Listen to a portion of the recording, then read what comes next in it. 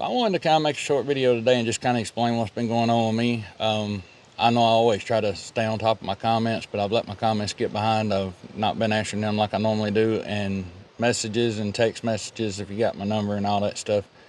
And I've just not been getting back to the way I normally do. And the reason for that is for the past week or so, I have felt horrible. I don't think I really can't explain it. It's like I've been horribly car sick for the past few days. I think I've actually strained my eyes or something. Everybody, since I told people I wasn't feeling good, they said, "Oh, you got COVID." I don't have fever. I don't have sore throat, anything like that. I just been so car sick I can't hardly walk across my own yard. If I move too fast, get nauseous, stuff like that.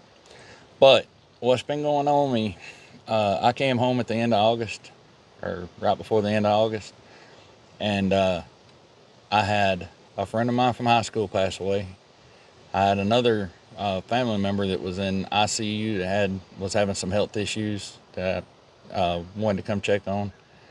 I had another family member before I got home passed away, and then I have some other stuff going on too, family stuff. So I've had my mind on so many different things that I've not thought anything, since I got home. I've not thought anything about RV transport or work or any of that stuff. I just figured once I got everything taken care of, I could just jump back in and head on back to work. Well, things were kind of calming down, and I was going to try to go back the beginning of last Monday. I was going to look for a load and all that.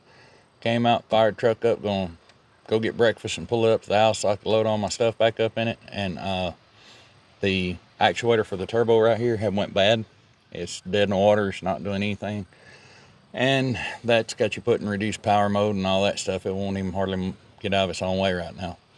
432,000 miles on the truck. It doesn't aggravate me that parts fail. It does aggravate me that everything that you try to get nowadays is on national back order. I was on my phone. I think this is what started me stressing my eyes or getting myself feeling bad. I was on the phone for 2 days looking and calling, trying to get an actuator. Nobody had one, national back order. I finally decided, well, maybe I'll start checking for the whole turbo because it all comes as one complete unit. The actuator comes on it. So I started calling about that and trying to figure that out, and still no luck. And there was one of you guys called, subscriber from Florida had called, and he said, "Man, I think I can help you out. I got a friend that might have access to one." Called him up. He had access to two, and he put this one in the mail to me last Friday. Yeah, today's Wednesday. He put it in the mail to me Friday. So 7 to 10 business days, it should be here. I would have went and just drove down, picked it up to get it a little bit quicker, but it wasn't an option. So, and I'm hoping that the hurricane doesn't hold that up. I heard this morning the hurricane could actually add some more days to that. So, I guess that's one reason I'm making this video is, I know right now things are bad with RV transport, but it doesn't matter if you're RV transport, if you're a roofing contractor, if you're a subcontractor in general. When things are good and the checks start picking up and all that stuff, it's really important to save back as much money as you possibly can. But hold off on that vacation, hold off on buying whatever it is shiny that you're thinking about buying, and just put that money in savings. I used to get that question all the freaking time. How much money do I need to put back every week for savings or for maintenance and repairs, emergencies? And when I build up to a certain amount, what should I cap it at? I think people kind of thought I was being, they didn't really take me serious. Like I wasn't giving a serious answer when I said all you can and as much as you can, It's just important to have that sense of security if something does go wrong. I mean, it doesn't have to be a situation like mine.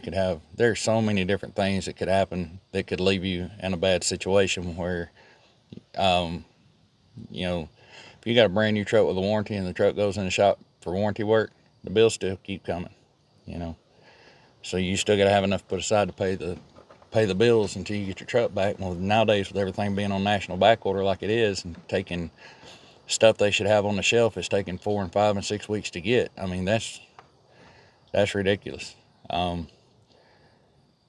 But my rule of thumb on how much money when will I be satisfied on how much money I got in the bank? When I have enough money to replace my business. When I have enough money that I can go walk in, pay cash for a truck, outfit it.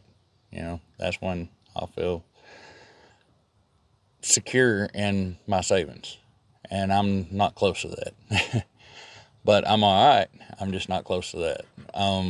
Another thing, that's another reason I made this video, is if that happened, I want people to actually seriously think, you know, if that happened to me, if something happened and I was off 6 to 8 weeks and was still having to pay all the household bills, and I still had,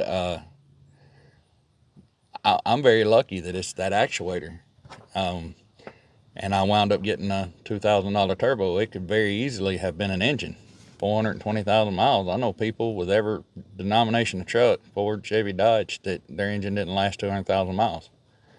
So, you know, could have very easily been worse. It can always be worse. If you ever sit there and you think, man, can things even get any worse? Don't say it. You can think it, don't say it, because things can always get worse. And they usually do somewhere after you say, well, things can't get any worse, you know.